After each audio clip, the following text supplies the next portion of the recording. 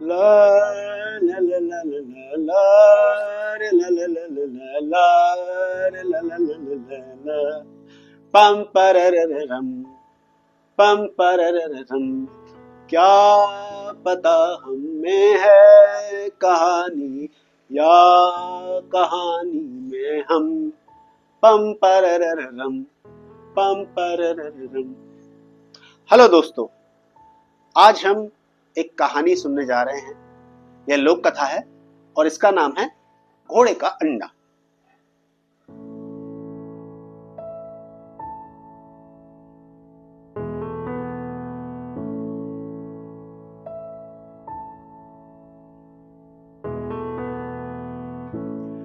सेठ मंगलू राम के पास सब कुछ था।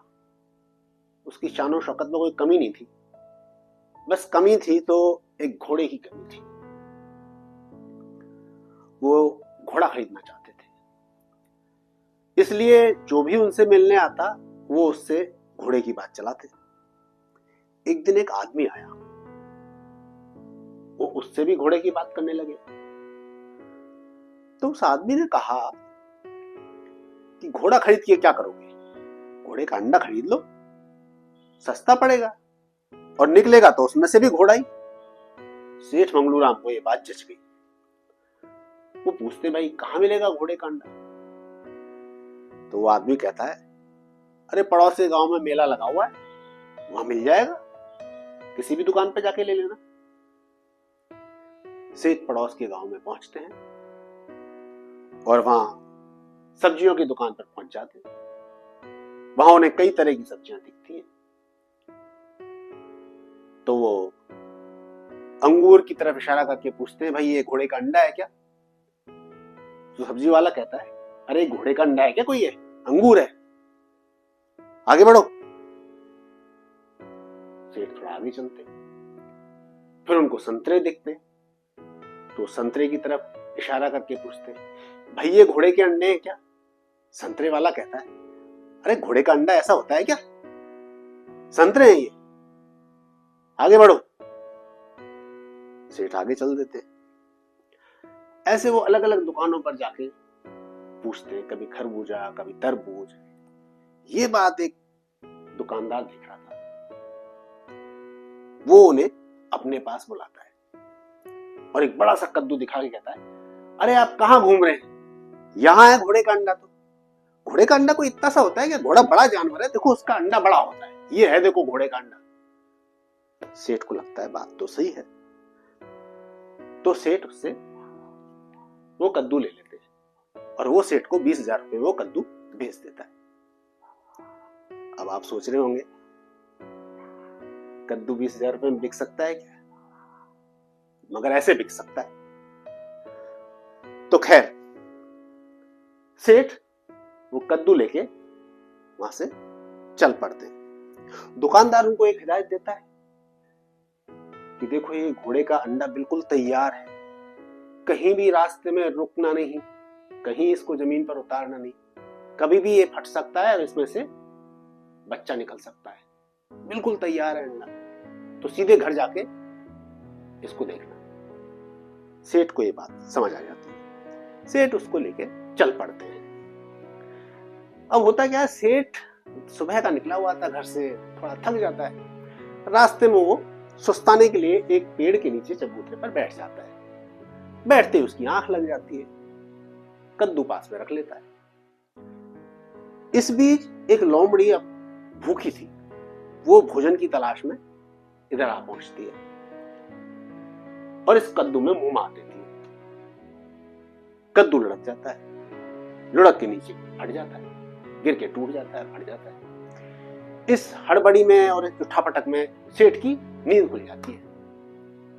सेठ देखता है, अरे अंडा टूट गया है और लोमड़ी वहां से भागती हुई दिखती है। तो सोचता है कि घोड़े का बच्चा इसमें से निकल के भाग गया। सेठ उसके पीछे भागता है और कहता है, ठहर, मैं तुझे अभी बता दूं, कहां भागा जा रहा है? मैं तुझे 20,000 रुपए खर्च करके लाया हूं, ऐसे कहां जाने दूंगा तुझे? और मनी में बड़ा खुश भी होता है, अरे ये तो बड़ा अच्छा है, घोड़े का बच्चा पैदा होते ही भागने लगा है और इतनी तेज भाग रहा है।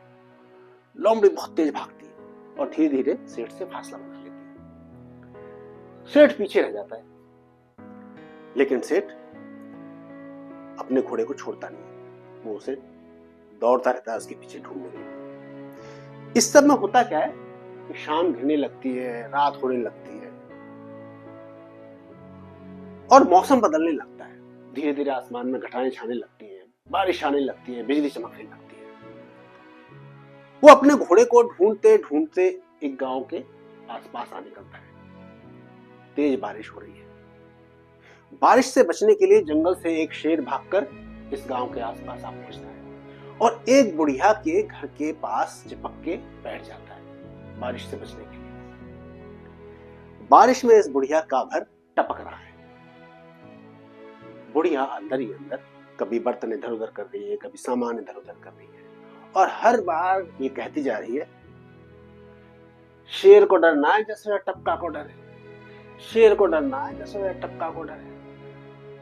शेर दीवार के उस तरफ बैठा बैठा ये सब बात सुन रहा है और मन ही मन डर रहा है कि ये ऐसा कौन सा जानवर है टपका जो मुझसे भी ज्यादा जबरदस्त है, और ये बुढ़िया कैसी है जो मुझसे नहीं डरती मगर टपके से डरती है।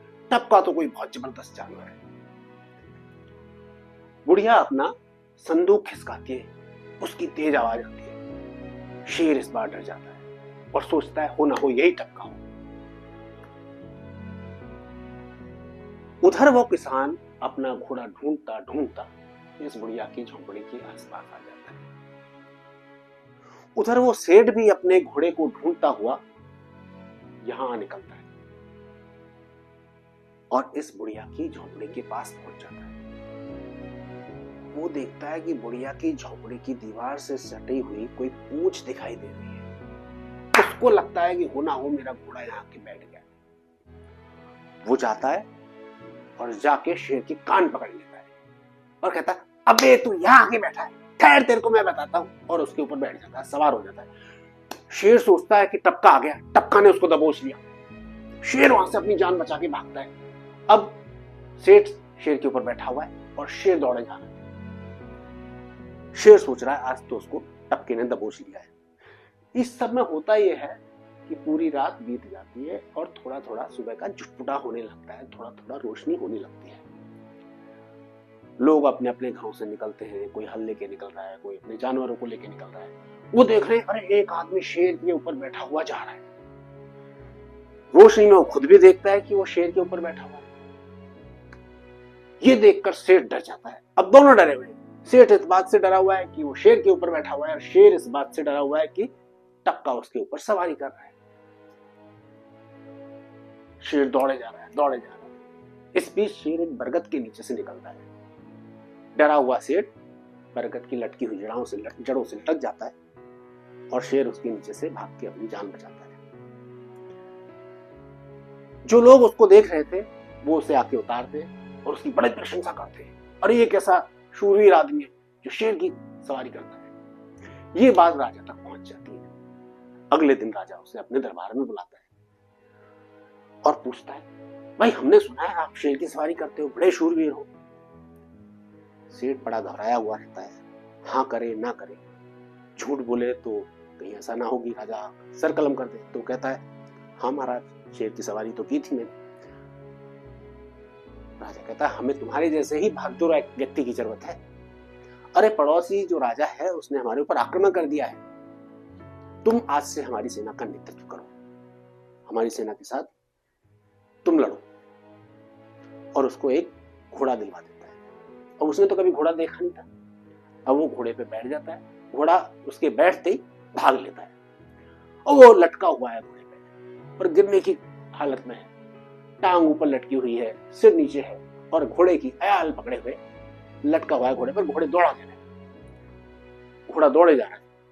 सामने की सेना ये सब दृश्य देखती है और सोचती है ये कौन है। हमने तो भाई लोगों को घोड़े पर बैठे हुए सवारी करते हुए देखा है, ये कौन शूरवीर आ रहा है जो उल्टा लटक के घोड़ा चला रहा है। और इस बात से सेना में हड़बड़ाहट मच जाती है, घबराहट हो जाती है और सेना भाग खड़ी होती है। अब हमारी कहानी तो यहां खत्म हो जाती है। अब आप सोचो इस सेठ के साथ आगे क्या घटा होगा। आप चाहो तो नीचे कमेंट करके बता सकते हैं। शुक्रिया।